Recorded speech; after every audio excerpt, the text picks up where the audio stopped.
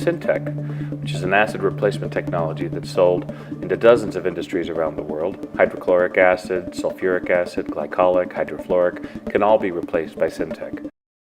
Barracuda 10K is used on heavy stains and heavy concrete. However, it is safe to use anywhere on the truck.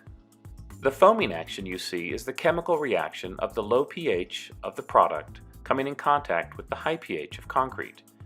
There will be no fumes, and the product is safe to use without gloves or goggles. Every time you apply the product, concrete will come off, along with rust and other stains.